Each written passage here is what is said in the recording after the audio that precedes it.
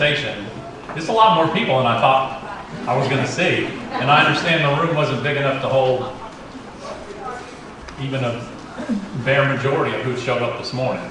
So I'm excited you all are here, and I hope I have a few thoughts to add value. Because I tell you, as much as I want to talk about other subjects that I think are valuable, I don't think there's any more important subject to talk about than what I'm going to briefly speak to. I don't feel like I'm an expert at much. I'm a student of a lot of things. I'm a student of American culture. I'm fascinated with politics and culture and American history. And I'm fascinated in a nerdy way of following professors around the country who are teaching courses about U.S. recent history and politics and poverty, which is what I'm specifically, personally most interested in. And in all the poverty curriculum and all the books and the texts and the way faculty are explaining it to students and leading the discussion, I think there's a big mistake being made, and I think it applies to what everyone here cares about. I think it applies to the progressive movement in total. And it gets worse and worse over the last 30 years. If you step back and think about this, I would say this to any audience, regardless of ideology or politics.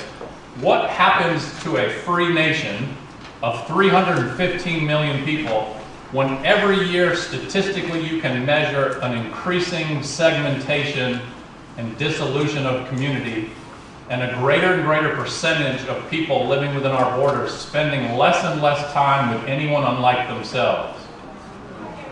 What happens, regardless of party? Physiologically, we know what happens. Physiologically, we know the phenomenon we're all living through, accelerating with the interstate system and the suburbanization of our country, and technology is added onto that. What happens when you have a greater and greater percentage of people in our country with fewer and fewer bonds of connectedness to human beings with different stories than themselves, regardless of what party or affiliation? It's deadening to empathy. It's poisonous to compassion. And when you step back and think, what do you do about that? And we know the heart of the poison in terms of the politics of this, and this is what I want to start out talking about because it doesn't get talked about enough. I think for some people it's uncomfortable. Some people I just don't think take the time to learn the facts, but I don't know how you step forward in thinking about progressive action at a policy level, at a public level, without addressing what literally is on the minds of the majority of working Americans when they're asked to consider what to do for other human beings. In other words, when the conversation goes beyond what is the list of things you want for you and your family, when you want the conversation to include other people's children, other families, we know for a fact, this is not my guess, will you address poverty? Will you address families living paycheck to paycheck, struggling to get by? If you use the word poor, we know what 9 out of 10 Americans say back to you. If you ask them in an environment where they're not made to feel as though they shouldn't say what they believe. In other words, if you say, no one's going to hear it, write it down confidentially, poverty in America. Who are you looking at and where are they? What would you guess consistently when asked, 90% of our country says back in terms of defining poverty for the nation? Who are they looking at and where are they? They're looking at African Americans in cities. 9 out of 10 Americans. Very few Americans have any sense of the demographic reality of our country. It's funny to me, driving along the highways, this was probably 6 years ago, with one of my little employees, one of our AmeriCorps members, smart as she could be, 22 years old, grew up somewhere in Alabama. We're driving, and she says, we're just both looking at it, and she said, Calhoun. And I said, what? And she pointed to the car driving in front of us on the highway, and she said, Calhoun County. I said, what do you mean Calhoun County? And she said, that car's from Calhoun. I said, how did you know that? And I didn't grow up in Alabama. Those of you who didn't know how she did that. And she explained to me, she said, it's the number. There are 67 counties in our state. Each of them has a number. And I was like, well, how the hell did you know which one was Calhoun? And she said, we memorized that in grade school. I said, you memorized that in grade school? How come the vast majority of the country thinks the majority of poverty is black? How come the majority of the country, including black people, think African Americans make up 30 to 40% of the country? They make up 12% of the country. The vast majority of white Americans, well over 90%, think the vast majority of any welfare benefit given out in America is going to black people. And you step back and consider 1992. Bill Clinton already sort of had an ear for the poisonousness of welfare, and he starts to campaign on adding a work requirement. And literally in that season, in trusted audiences, he'd be in black churches and people would be applauding because they're like, it's stigmatizing us. Change the damn system. We're the ones getting screwed by this system. That summer, national poll, fascinating poll, still's with us, the effects. Over 80% of white America at the time in that poll answered back that they believed the majority of welfare recipients had always been and still is African American. Over 80% also answered that they believed welfare, which at the time was AFDC, small monthly payment to women with children, not a very well-designed program, not great results, not very expensive. 80% of white Americans believed AFDC payments, welfare as we knew it, was either the biggest or the second biggest expenditure of the federal government. And the vast majority of the country is uncomfortable talking about race. A growing number of Americans, have fewer meaningful relationships across race and class lines than any time in our history. It's not like we've always been a racially dynamic, friend-loved society, but because we had a democratized military, there were always community leaders and civic participants who had cross-class and cross-race relationships now have completely disappeared, to where we literally have the greatest percentage of Americans we've ever seen. If you ask them to write down on a piece of paper, everyone will say, no, I got a black friend. That's not what I'm talking about. I'm talking about write down on a piece of paper 5 names outside of your family who are the closest to you. I'll write the first names down. For people who have graduated from college, we've never had a smaller percentage of names filled out by them who have not gone to college. For black people, it's a little bit higher. For white people, we've never had such a small percentage writing down a minority name in relation to the percentage of minorities in the country. This disconnect, you just fast forward and cut to the chase. You think about 1992 forward. How in the world are we supposed to form alliances and collaborations and a unity across boundaries and barriers when the vast majority of the country thinks the biggest chunk of money we've ever spent in the history of the nation is to pay black people to sit at home and have babies? Do you see how that could possibly be a barrier to moving forward? Literally in the State of the Union address a week ago, we have a president speaking about changing welfare, about moving people from welfare to work. There are 4.8 million people in our state in Alabama. This is a hard-working, poor, rural state. The majority of people in Alabama have children on free or reduced lunches. About 53% in Alabama qualify for free or reduced lunch.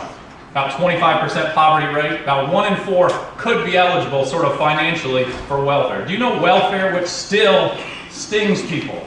It still infuriates people. It still feels to someone who's insecure, understandably insecure, struggling for a paycheck, not sure how he's going to put braces on his daughter's teeth, not sure where his retirement's going to come from. It burns to think of someone just sitting there freeloading, waiting on a monthly check. Welfare is nothing like what it was up into the middle 90s. It's 70% lower than in 1992. In Alabama, 4.8 million people, about a quarter below the poverty line. Do you know, as of last month, how many families in Alabama are on welfare? 7,000. That's not even the end zone in Alabama Stadium.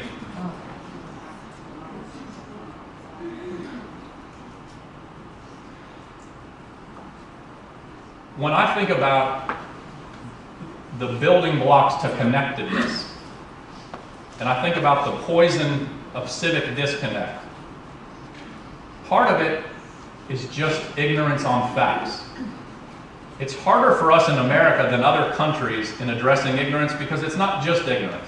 There are ignorant adults on all kinds of issues all over the world. We don't have a monopoly on that. You know where we almost have a monopoly? what is sort of worn into our kind of cultural emblem of pride in America is not just that people are ignorant. There's nothing special about that. Where we stand apart are the number of people that are ignorant on issues, but they're sure they're not ignorant on issues. When you look at polling across the industrialized world, polling really comes from us. It's our expertise. Our best pollsters are multi-millionaires that spend chunks of the year in elections in America, and then they fly off to help people in other countries with elections. There's polls done all over the industrialized, modernized world. And on questions that relate to subject matter, as opposed to a candidate, there's always a C. Those of you who have answered a phone call and a poll, you know what I'm talking about. Paragraph describing the Iran nuclear deal. After you finish the explanation, you say, are you for it, A? Are you against it, B? Or C? Do you not have enough information to make up a decision this time? C is how we distinguish ourselves from the rest of the world. It's not that we have a higher level of knowledge on policy issues, we don't.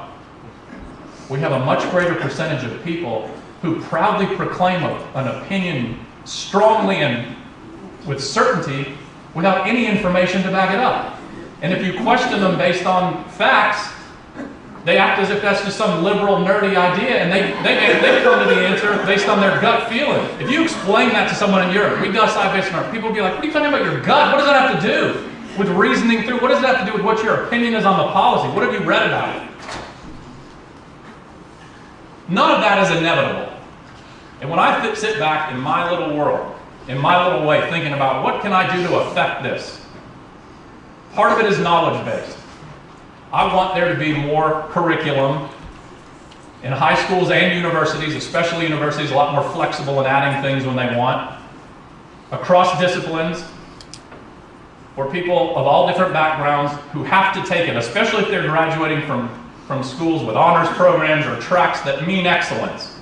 In other words, the definition of excellence in higher education should mean you're required to have a series of courses where you're learning not just the demographic reality of your own country, but you're learning other worldviews and perspectives and other cultures. And at the same time you're in the course, you're in communities unlike the ones you've grown up in, making a difference person to person with other people and reflecting on the bigger issues in the classroom. I spoke at the Bar Association about 6 years ago, and I was nervous. I don't usually get nervous when I talk, but I was nervous because the founder of Habitat Humanity was speaking right before me. Sort of a nerdy hero of mine, kind of my nonprofit hero. A brilliant model, and a lot of you may know he's from Alabama. And I spoke about the difference between charity and justice, and how powerfully useful it can be to have students in courses where they're being charitable, they're volunteering, but you don't let them just feel good about it at the end of the day like their job is done. You tie it back to the curriculum and they learn about policy and they learn about structural inequities and how powerfully important the role of higher education is in the molding of citizenship. In a Jeffersonian public education, this is to create ethical citizens type way. And so I get done speaking, I walk by his table and he grabs my arm and he said, I hope you're staying. I'm going to talk about the same thing. I said, of course I'm staying. I've been waiting for this for 3 months. And I sat down and I thought to myself, this is so fascinating. I wonder why he said that. What would he have to say about the distinction between, there's literally not enough wall space in this auditorium to fit the number of awards that Habitat Humanity has earned. And so he gets up and he starts speaking and he explains the story. And those of you who know him know that his argument was based on his faith.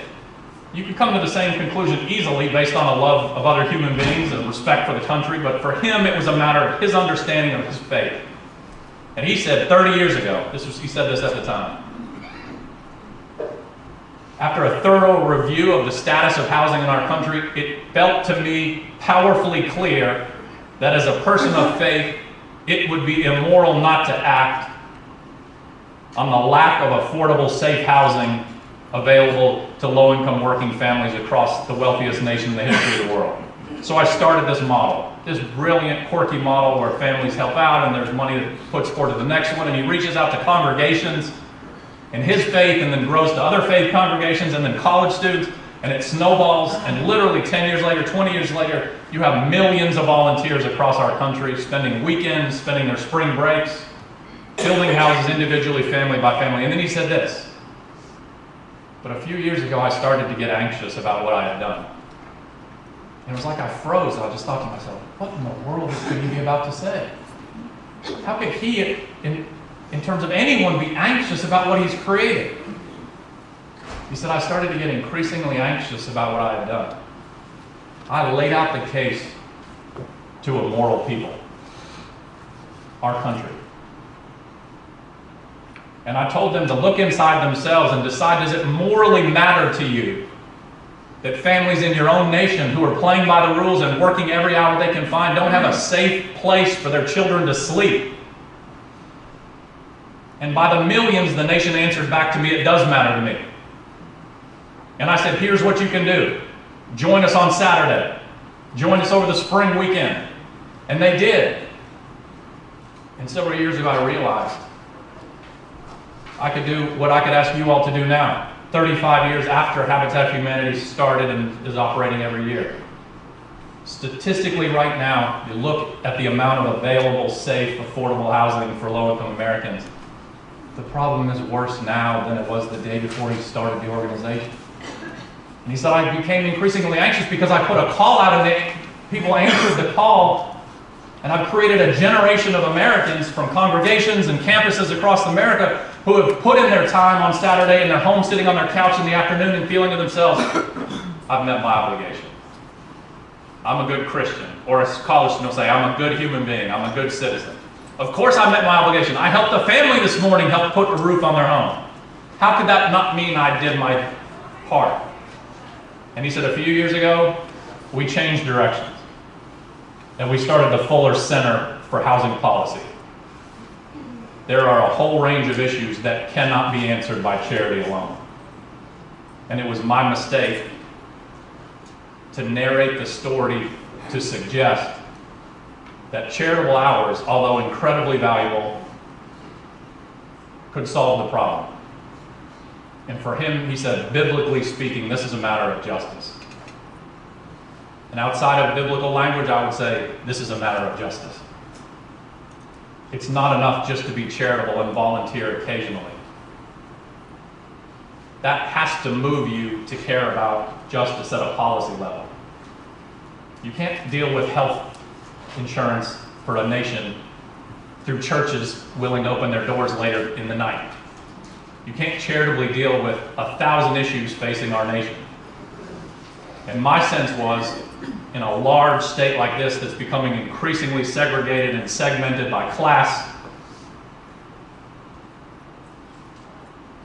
when students come into schools of higher education, at a minimum to graduate, it should mean they've experienced meaningful interactions with people unlike themselves, where they've harnessed their time and talent, making someone else's life better, at the same time reflecting upon the structural injustice that's not going to be solved by your volunteering, that you need edification, you need to participate in deciding what does it mean to be an ethical human being, what does it mean to be an obligated, in this case, college graduate. What does it mean when you're halfway through your sophomore year at a university in Alabama and you're already better educated than 72% of our state? That the gap between families for whom college is part of their story and the majority of families for whom college is not part of their story, the gap is growing.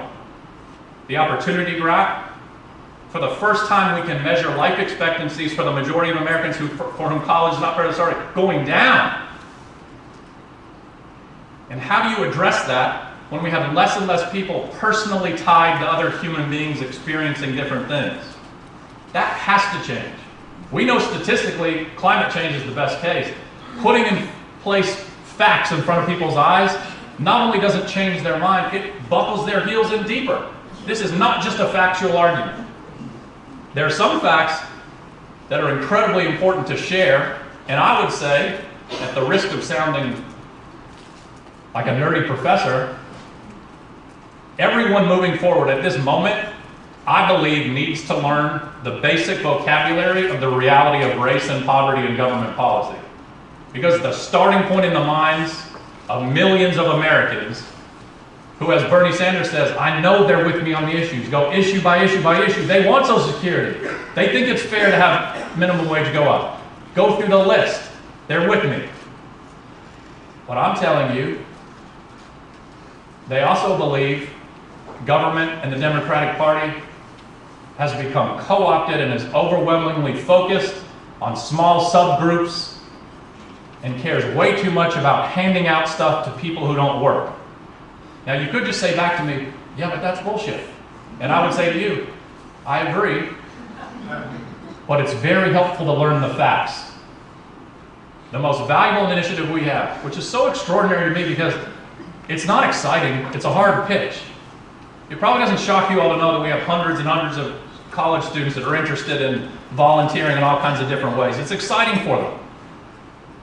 How could I tell you this morning we have 600 college students in Alabama spending all day today preparing taxes for low-income working families? The answer to that is incredibly important for our next steps forward, I think, as a progressive society. Millennials have gotten great at being charitable. They love taking pictures of the results. They love celebrating their service and their worth. Very self-celebratory generation. The problem is, I remember when Steve Jobs, his final address, I had tears in my eyes. Right before he died, he spoke to Stanford's graduating class, and he was talking about passion. And he said, he was telling them about following their passion. So that's the mantra of this generation of young Americans, follow your passion. Nothing wrong with that. He said, it's so important to follow your passion, don't even take a job you're not passionate about, which has huge class connotations. The vast majority of Americans don't have the luxury of only taking jobs but he was speaking to the senior class of Stanford. So he makes this point, and I have this conversation with young people all through the year, 100 a year. Sit down in my office, I want to make a difference. I just want to do something. And my question back to them is, well, what are you passionate about? And they tell me, and we figure out a way to connect them. The problem with that becoming the theme of citizenship is there are a whole range of issues that you'll never come to if you're only following your top 3 passion lists. A whole range of issues where we desperately need the energy and the talent and the investment of citizens, not because it's what's personally most exciting or passion eliciting for them, but because it's most important in its effect for the largest number of families that are suffering amongst them. And so we have this initiative to prepare taxes for low-income working families based on the Earned Income Tax Credit, which is one of those rare federal tax policies that continues to enjoy bipartisan support. About $1 billion comes into Alabama in about 10 weeks. The problem is, it's messy, it's pretty complicated, it's confusing. Families are intimidated by the IRS. They would like someone to help them with their taxes. Like rich people, but they don't have access to accountants. In fact, accountants would feel it by a predatory industry very similar to payday lenders or title pawn shops, of commercial tax preparers where there's no licensing in this industry, there's no oversight, there's no regulation. On average, families last year were getting charged $400 a tax return, about 30 minutes of work. Most of them are working mothers walking in with a W-2, or sometimes about 40% of them, 2 W-2s. Next week, the tax sites get really busy across our state with people from Walmart. We have Walmart mothers come in with 30-hour-a-week W-2s, and I make it very clear to our students, our clients aren't choosing to work 30 hours. Walmart wants them to work 30 hours. They want to fool with healthcare, so then they pull out another W-2. JCPenney's, Burlington Coat Factory, UPS, 30 more hours a week.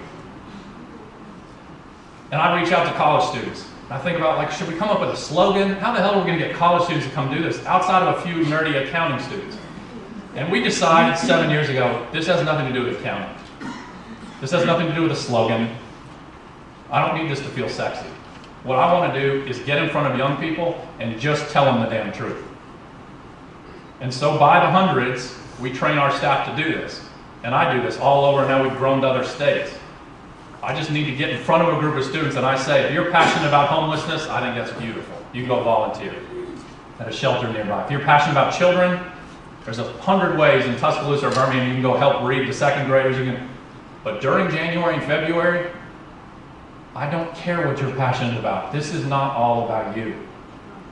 In this case, for these 2 months, it's about the nation's sole remaining agreed upon support for some of the hardest working, most struggling parents raising children at or near the poverty line. The average check is $2,100, by far the biggest check a family sees all year. And 70% of them are having $400 peeled off the top by an industry whose sole purpose is to be in a poor neighborhood and prey on them. In March, You can go back to what you're passionate about. But right now, I need you to sit down for the damn 8 hours of training and give me some weekends and do the right thing. And it grows and it grows.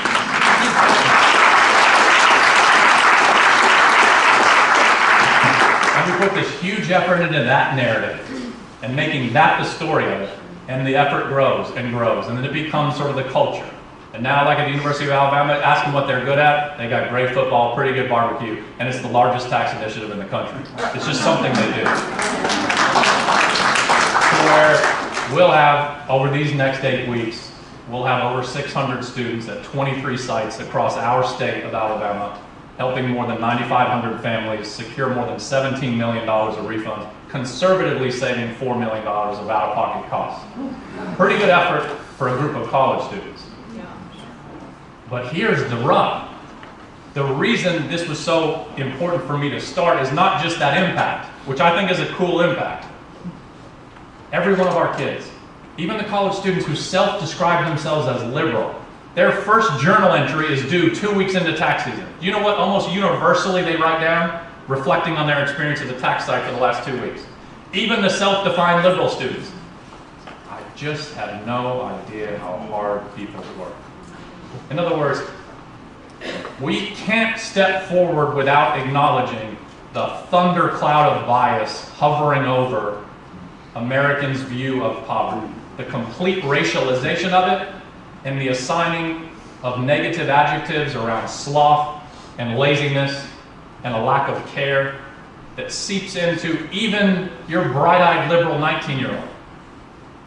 If I had my way, every college student in America would spend 4 hours a week for 8 weeks in the winter, sitting across the table from women who work at Walmart, and in 45 minutes they see every financial detail of the woman's life. And you know the other thing they're shocked to find out, which all of our college students, when I speak in other parts of the country, we hear about philanthropy, just a fancy word for charity. We hear about giving away money. And most Americans, when asked to think about philanthropy and money, they think white and older men and rich in the Northeast. And there have been some big gifts by white, older, rich men in the Northeast. But if you want to talk statistics, you want to talk about the demographic reality of American charity, of the American sense of wanting to make a difference for your fellow man, there's one region more than others that are more charitable. Which is it? It's the South. There's one gender that's more charitable than the other. Which is it? That's right. African Americans or white? Who is more charitable? It's not even close. By far, the most charitable demographic in our neighborhood, consistently in relation to their wealth, are Southern African American women, year after year after year. I promise you not 1% of college-educated Americans in the nation know that to be true. There are a lot of facts that are incumbent upon us all to know. And even for us, when I say us, I don't know everyone in this room, for us, people who care about a progressive future and care about other people's children and care about well-run schools and effective, affordable health care, it becomes a challenge for us dealing with segmentation and segregation. It's the same challenge on us to spend time with people outside of our own thought bubble, people who think differently. Because it's very easy for my students to yell back to me when I assign them reading. They're like, I just can't believe how racist everyone is. I just can't believe how...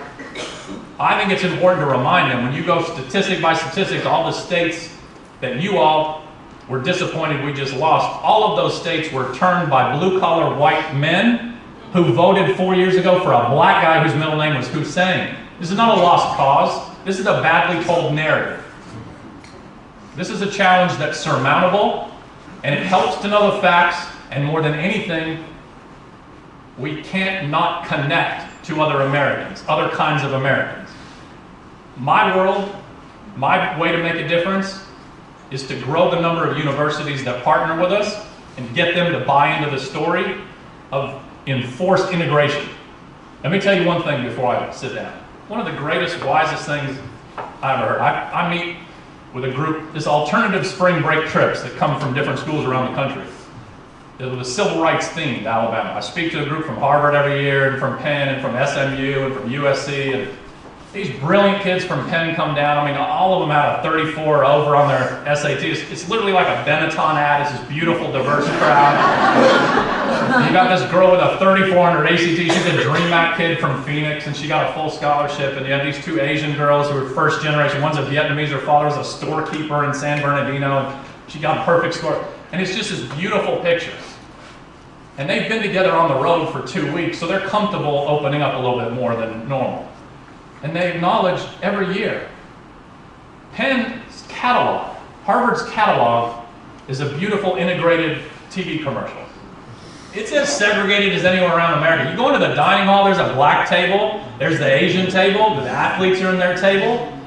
And I start talking to them, I'm like, did you all have any meaningful relationships with people across these barriers? And all of them just shake their head no. Well, what is it like? What is diversity like at Penn? And they all start talking about these separate support mechanisms. The girl from Phoenix said, well, it was comforting because when I got there, there was a floor of a dorm reserved for Hispanic immigrants and their children. So it made me feel at home. I had friends in me, which I get. I have nothing wrong with that. African Americans said they have a whole building they can choose to be in. African history, they make an African history year, and they got speakers once a week, and that felt good to them, to have black students coming to Penn, to feel like they had a support group of them. And you go through, and what you end up creating are all these little pockets where people can feel comfortable and supported, which I'm for, but then the university does nothing to deliberately put them in meaningful exchanges, other than just around a seminar table, which can't work. You can't get better at race by sitting around a seminar table talking about race. Oprah can do that well, but not many other people can run that well. Now, I'll tell you, I got a call from the former president of the University of West Alabama. Passed away now. Thick accent. This is 12 years ago. Called me and said, I just saw a TV story about this outreach effort you're involved in. And I was hoping I could come to Tuscaloosa and talk with you. And I said, sir, I was meaning to grow to you all. Let me come visit with you. And he said, that's great. So we set up a time. I go in there. And he said, I'm hoping you can help me with a challenge we've been having. And I said, yes, sir, I'll try my best. He said, you understand where we are? And I said, yes, sir. He said, what I mean is, this is Sumter County. This is one of many counties in Alabama that's completely segregated. And it's poor for everyone and no one thrives. In other words, we have a lot of counties in Alabama. It's not as though all the white kids are getting some world-class education, the black kids are suffering. No one has money. In Sumter County, the white kids are in Christian academies, what most people refer to as segregated academies, in trailers. They don't have good art, they don't have music, they don't have good sports. And the black kids are on the other side of the county, or the other side of the city in public education. And everyone suffers through a third world education. And some percentage, small, make it out to a handful of universities, and a bunch who aspire to end up at University of West Alabama, many of whom didn't have the scores to get into the University of Alabama. And it's the first day for everyone that they've ever been in a classroom with someone of the other race. And the split's about 60-40. So he said, it's a tense campus. He said, when I got here, I learned about a rule we had put on the books several years before I started. He said, we have a rule on the books that you can't congregate around a door on our campus for more than 30 seconds. He said, Stephen, you know why we have that rule? I said, no, sir. He said, because the white girls were scared to walk through a group of young African-American men, so we put a rule in place to keep them all walking. He said, so this was my idea. And I knew no one would do it if I told them what I was doing, so I just did it. Everyone coming in for their freshman year, I rented a bunch of school buses. And I integrated, without them knowing it, seat by seat. And I put them all in these hot buses in the middle of August, and we drive downtown and they do projects. I'd read about your outreach initiative, and I was hoping you could help me come up with more projects, because I'll tell you, in terms of my goal, I've transformed the culture of the campus. In 3 months is never, for any of the professors will tell you, it's unlike it's been ever before. But damn, I don't have any good projects. I've had them paint that damn courthouse 4 times. But I'm telling you, the wisdom from that guy in Sumter County, Alabama, trumps, literally and figuratively, hundreds of millions of dollars of diversity training that Ivy League schools and universities around the country are doing in terms of the wisdom of this. You can't expect an 18-year-old Asian student from Northern California to walk up to a table of a different group and say, put herself sort of in a vulnerable position, say, it would be meaningful to me, it would be great for my growth, I would personally like it. That's not going to happen. It's the role of the universities to force that to happen. Well, I said to all those Penn students, as smart as they are, I said, you all have been focused on learning diversity in courses. Some of you are majoring in these types of studies. You know who's much better than you at this? One group, much better than any PhD students at Harvard, any Ivy League undergrads. I'll give you the dynamics. You tell me who I'm talking about. They're so much better at you than this. You'll probably in your life never be better at real diversity than this group. One subgroup of the group, 18 years old, barely making it through high school, a high likelihood for tattoos, some with obscenity, drinking a lot of beer on average, frequent fights, sometimes getting kicked out of high school, sometimes making it through high school, some percentage of which have a Dixie flag on the truck that they're driving.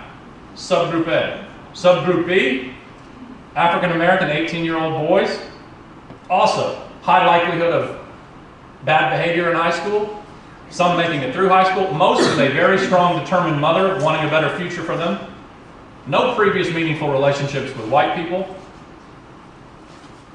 5 years later, those two groups are better at authentic, meaningful, see-through color, love of brotherhood, diversity, than any PhD group at Harvard focused on the future of our country. Who am I talking about? That's a fair split. Who I'm talking about is the military, but you would be right. The second biggest effect we have seen, although it's narrower for different reasons, is team athletics. But in terms of the military, who purposefully mold this and work on it because literally lives are at stake, and the reason it goes deeper than sports is it turns out when blood and fear and a risk of death is involved, it makes it much easier to see through the color of someone's skin. Beyond being able to verbalize it, to be able to literally see a brother or a sister in front of you, a brother that you would keep for life.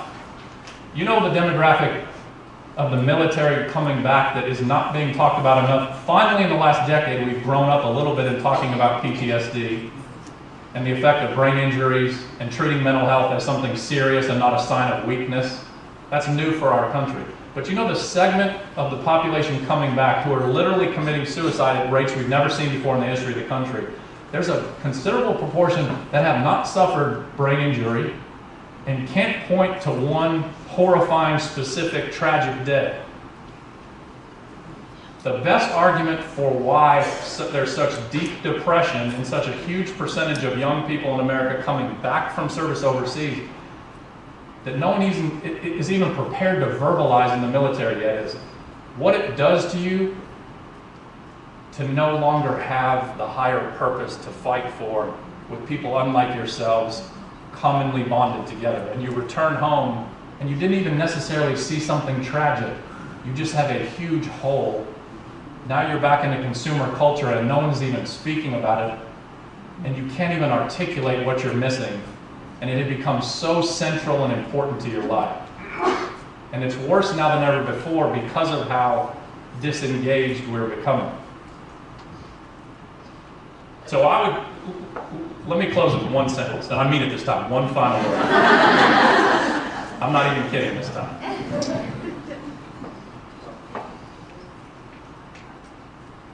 I've only got one sentence I have to make it. I have to think about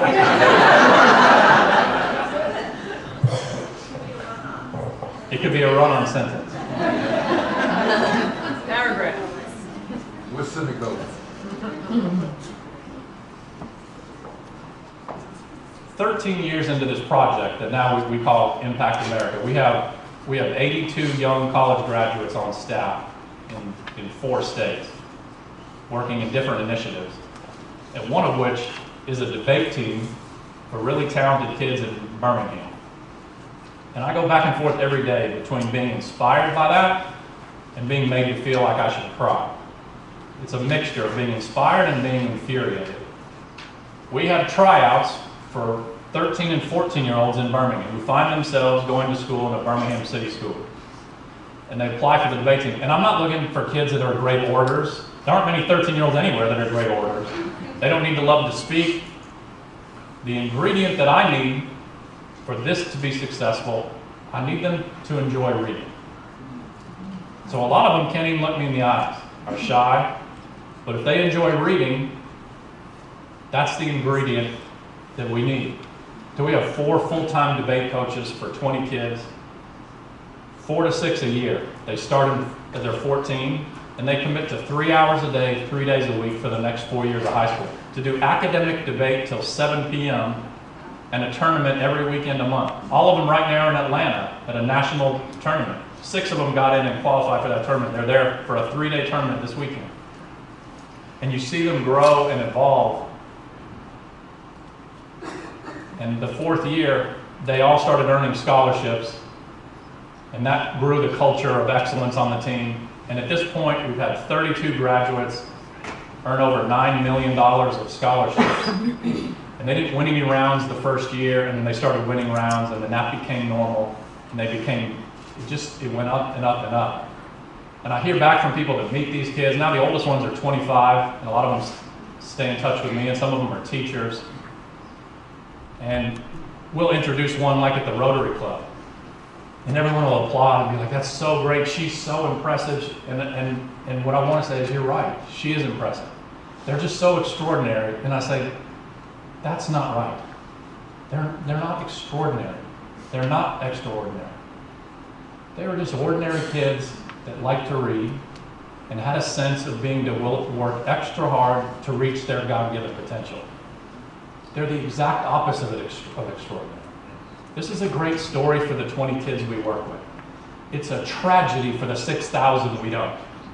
And to not take that lesson from the 20 is a denial of the real value of this story. One of the reasons Speak First was valuable to me is not just for the 20, but then to commit to our organization and to the city to tell a perfect story about the 20. We film each of them like an obsessed parent filming their baby growing up. So we can sort of create the narrative and continue to try to remind people in and around the suburbs of Birmingham, this is not exceptional.